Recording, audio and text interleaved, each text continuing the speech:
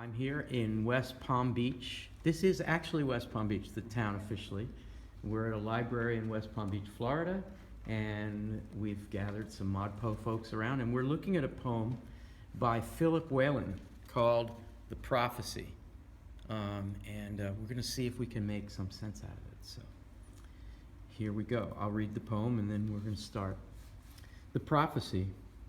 The present, assailable at any moment, we pretend, from Russia, yet eternal, an absolute, raised above and beyond any chance or possible changing, subject to the weather, to my imagination.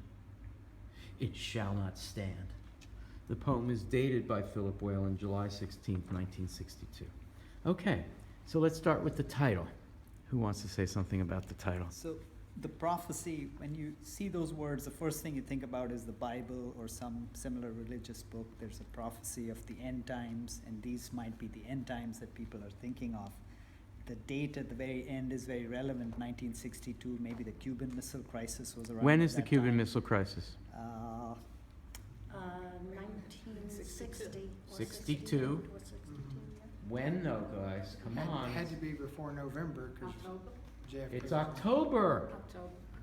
You folks were very much adults trying to raise kids near New York City at a time when everybody thought, well, maybe New York will be attacked. So it's October. But this is July 16th. Boy, you went right to the big topic, didn't you? Just playing around. Armageddon. Yes. And so a beat poet is predicting Armageddon. Yeah. Yeah, okay. And beat poets and prophesying, it's a real mode for a beat poet to be bardic and ecstatic and to make big claims, okay. The present. Lynn? Okay, the present to me is when this was written in 1962. A reference to the present day. Mm-hmm. Yes. Any other possible connotations of the word present? Current. Current. Current, same thing. Happening right now. Mm-hmm. Happening right now, the present. Anthony said gift. I doubt it, but it's possible. Well, I mean, no. it's a connotation that doesn't quite work here. It doesn't but it is. fit here, but it's just another use of the word. Yeah, okay, good. And now something very difficult, and Marcy will start us off. Assailable, the present, comma, assailable at any moment we pretend. So do we want to start with we pretend, or do we want Sure, to start? any way you think we can crack this, because Nancy will really appreciate the head start.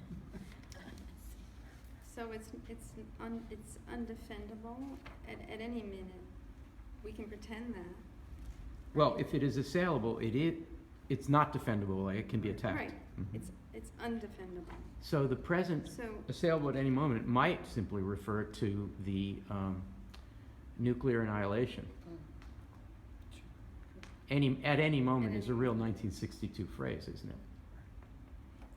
so we can pretend. Can we pretend that it's not gonna happen? Yeah, so Pretend that? Nancy? That's what I was gonna say, like, pretend it's not gonna happen. That's the only. So the ambiguity in the writing is crucial here. The present seems to be the thing that is assailable at any moment, but we pretend there's no punctuation after moment. So we pretend it may be that that the pretending is what makes us assailable at any moment. It's very ambiguous. Anthony, did you also have that? Well, what I had was that maybe we're pretending that it is assailable. Maybe it really isn't. Maybe the present is the present, no matter if Russia blows us all to hell or not. It's still the present. So it's only our pretending that it is assailable. So we haven't sort of made full sense of this yet, but we know what's happening is that the present is assailable, and we're not sure if it's assailable because we pretend at any moment, or because it's assailable at any moment, and as a result we pretend, or it may be that we pretend it's from Russia. There are a number of pretenses here. One is that the only threat to civilization as we know it is coming from Russia, and that may not strictly be true. There are other things. There could be an earthquake, other ways of causing Armageddon that are not related to Russia. The second thing I think is, when I think of that history McCarthy and so on and so forth, you know, Russia was made out to be this terrible other It that was an going to destroy anti-communist us. era. Right. So we are pretending that Russia is going to destroy us, but maybe, like Anthony said, what is destroying us is our fear, not so much the enemy and not so much the threat. So I think that's the second You're pretense. very good at pushing further ahead, because surely that's what's coming up in this poem. But let's go back to Russia.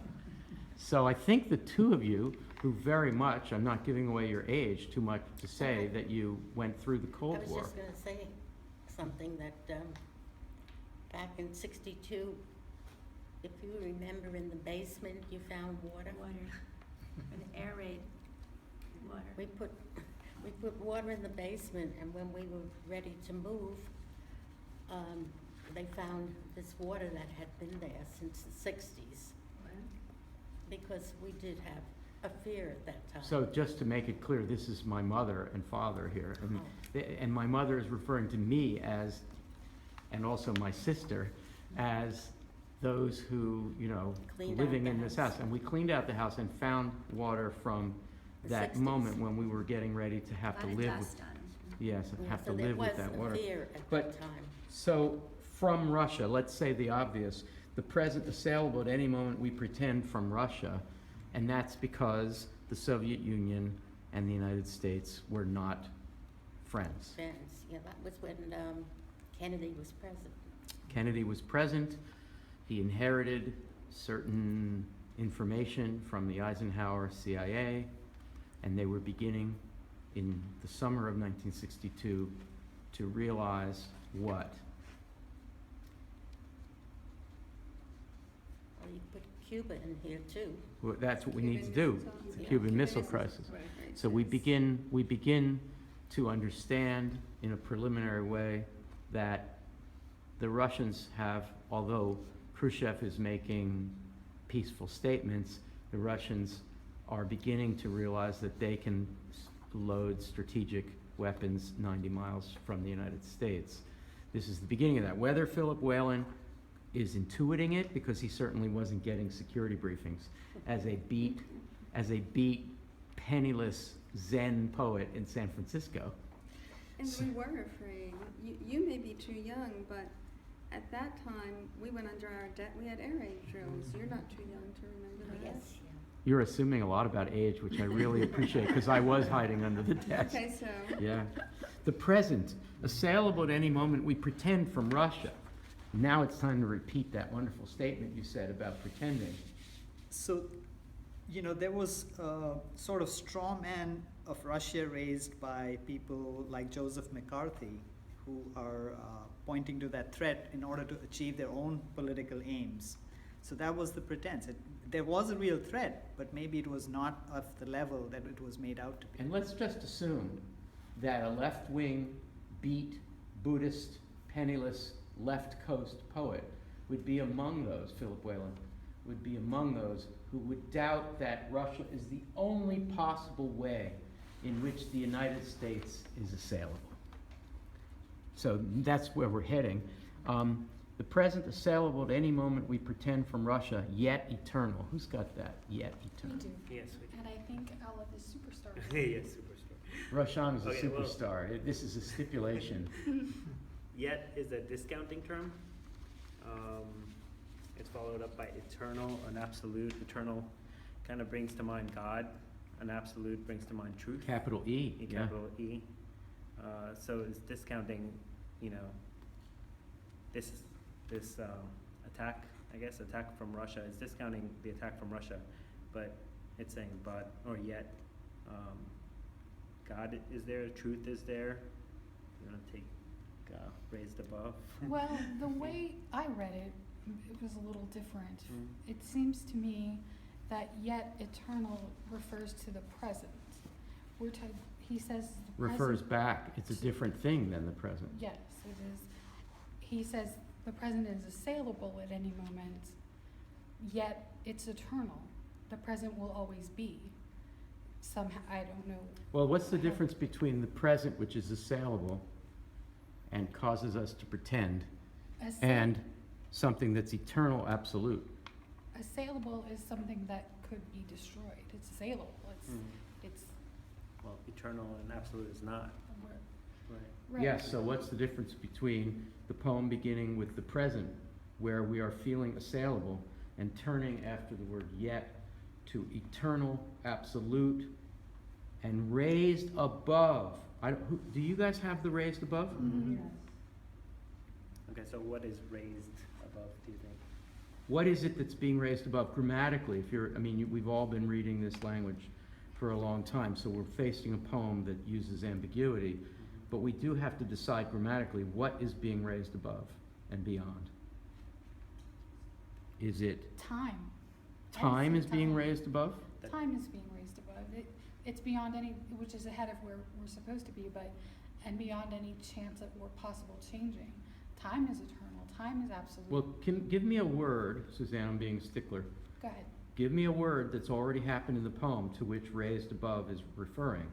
Is it, are The we raising present. above the present? Raising above the present. Okay, is everybody with that? Are we raising above the present? Marcy, Lynn, Judy, are we raising above the present?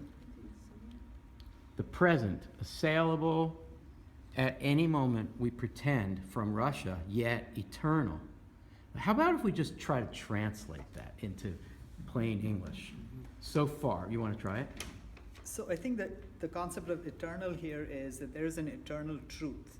So no matter how the propaganda machine of the time tries to distort the truth, there's an eternal truth that is present, and that eternal truth is actually not assailable, whether from Russia or from anywhere else. So what is it that's not, what fact or what prophecy is not assailable?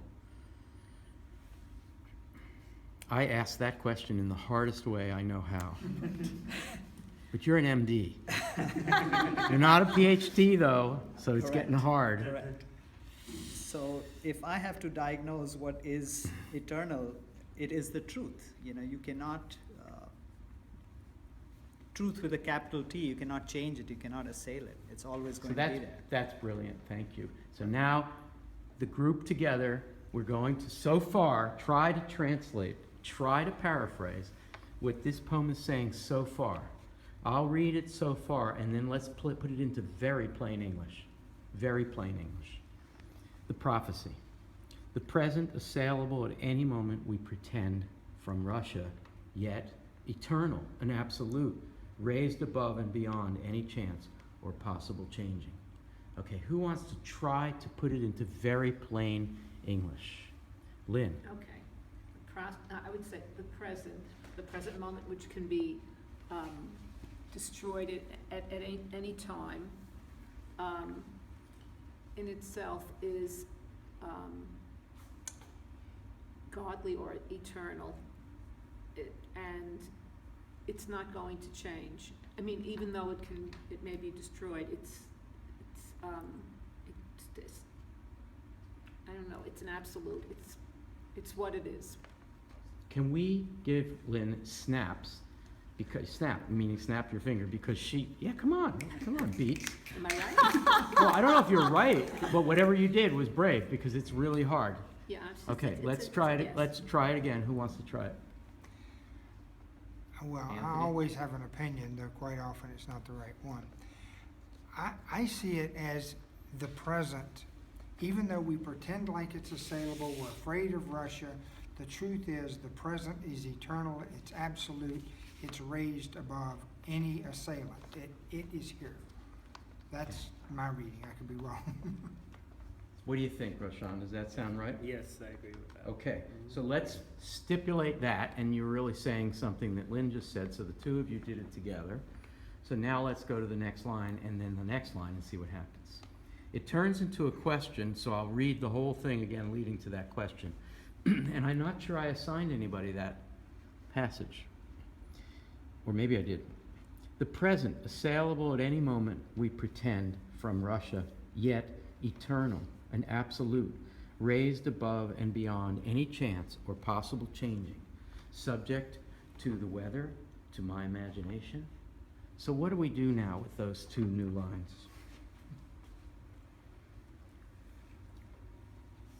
Subject to the weather kind of brings randomness to mind. It's either randomness or, Weather changes. The weather is always changing. so let's contemplate the weather as a Zen Buddhist would, as Philip Whalen would, as a beat poet would. Okay, tell me about the weather. The weather is capricious, it changes all the time. And There's yet- no telling when the weather will change. And yet- And yet, you know, for example, the seasons stay the same, there are cycles that are eternal, and yet on a day-to-day basis, things are randomly changing at any given Except in moment. Florida. Except in There Florida. you go. But You get so those. even in the most extremely volatile local weather systems, you can say, oh, the weather is changing all the time. Or you can say, well, the eternal condition of being in Florida is that the weather is changing all the time. You always take an umbrella. Now, when you say always, you always take an umbrella. Always has the quality of eternal absolute. Right? This is not a joke. Of course, climate change, which sort of the thinking about that postdates this poem, and that might actually change everything, but to think about politics and the weather, about politically motivated self-destruction as distinct from the weather. If you put the two together, and you have a poet who's saying, well, we pretend that we are assailable because of Russia, but So, political truth is very capricious, just like the weather, and it depends on whoever is the weather forecaster, whoever's the talking head on TV, that's their version of Right. the truth. today, Russia's our enemy. Exactly, back again. Back again. Yeah. Yes, but things are going to get better because next, Syria will be our enemy. Yes, so he's basically saying that what's the weather report? And is it subject to my imagination? And of course, when a poet uses the word imagination, what's going on? What happens, Roshan, when a poet, you've been in Modpo for years, you know, when somebody says, well, my imagination is actually pretty powerful here. Right, the meta reading begins, right? Yeah, and the prophecy, which is the title of the poem, begins to be about the power of the imagination. Okay, so things get really, really sticky now because I think, Sam, you have this. I think. Maybe Sam and Anthony. The last line is in all caps, and it is, it shall not stand, and it's time for you to be historical and tell us where that's from. Uh-oh. Anthony, you're looking at Sam. Sam, you're looking at Anthony. Sam lived there. I'm just trying to remember what I read. Sam actually lived, he was too young to be politically conscious when it was first said in the modern Shall not period. stand. Who said it in the 1930s? Anybody? It shall not stand. What's it in Spanish? They shall not pass. No parasan. Who said it? Now you have Do got I have to teach you this? I think so. a little It's the history Spanish of Civil Georgia. War. It's Franco. It's the first fascism. It's the first test of fascism when the Spanish Republic, which was a left-wing republic elected democratically in 1932, was overthrown by a coup staged by the generals under Franco. We had a right-wing military coup allied with the fascists, literally with Nazis and Mussolini, overthrowing a republic. And the phrase, it shall not stand, was a phrase of the anti-fascists, the very first anti-fascists, some of whom were American, but they were over there in Spain fighting for the republic against the prohibition of their own government. The Roosevelt government was neutral. Ernest Hemingway, I think. Hemingway was there and many other writers were there, and it is a literary thing, and it was very much alive in the memories of the beat poets. And the beat poets recall the romance of the Spanish Civil War. It shall not stand. So, and then it came back to us. When was it said again? This aggression shall not stand, said a president of these United States. Was it about this same time? Was it JFK with Nope, Whalen? much later. George Bush. George Bush, the W. elder, Yeah. the elder said it in relation to the Kuwait, the invasion of Kuwait by Iraq. He said, "This shall not stand." Now, Whalen in 1962 is not aware of what George Bush, the elder, would say many years later. But so he ends with all caps, a famous anti-fascist political slogan, "Now, what are we going to do with that?" It's quite a dramatic thing to say at the end of a poem called The Prophecy. What are we going to do with it? Well, he's gone from telling us the present, no matter what we think, is here, it's absolute, and then he says, but it might change with my imagination because my brain is so powerful.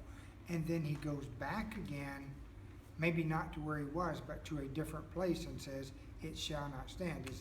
So is he saying what the president of the United States in October 1962, a few months later, would say of those ships that are steaming toward Cuba?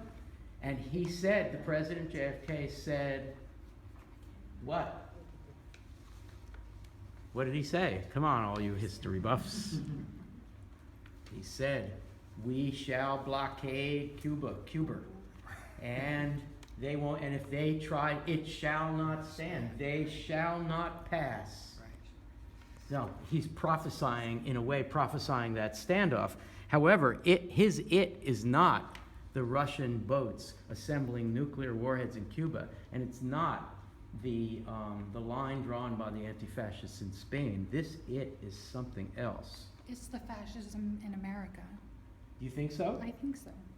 I think that it is probably pretty transcendent, raised above and beyond. How are we going to deal with that it? What happens if I say, it's raining in southern Florida? It's raining. What kind of use of the word it is it? It is raining. In American idiom, in American English, the word it is very rarely used that way. You don't say, the rain is falling. You say, it is raining. Has anybody ever thought about how odd that is? What kind of it is that? The current conditions.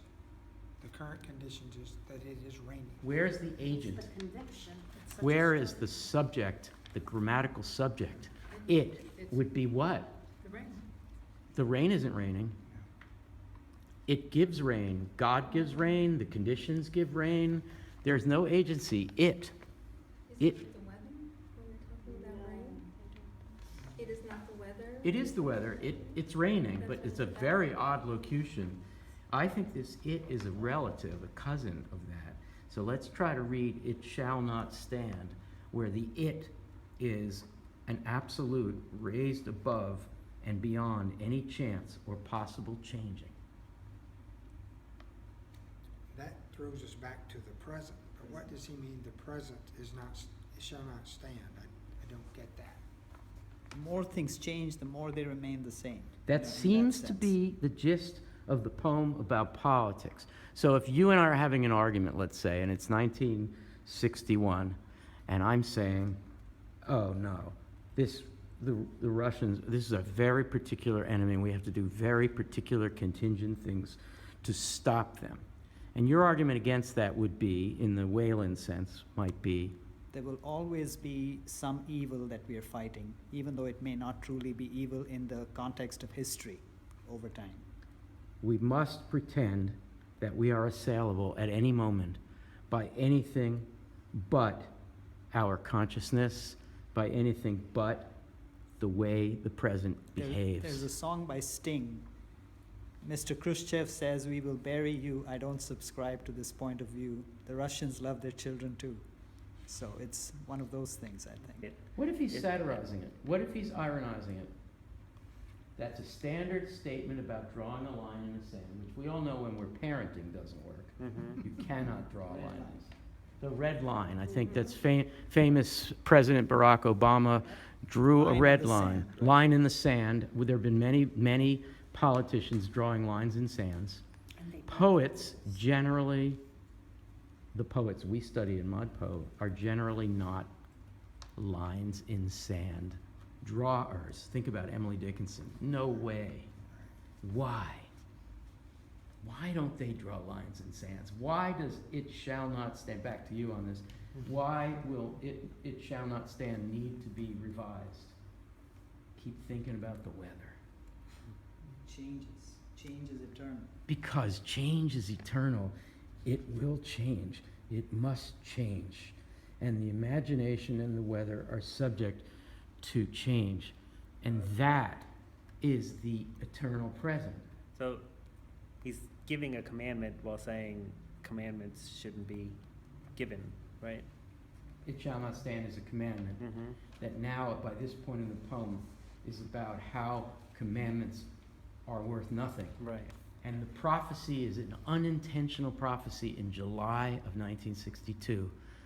And by October 1962, the poem called The Prophecy will have prophesied line in the sand drawing, which almost took us to the point of complete and utter annihilation.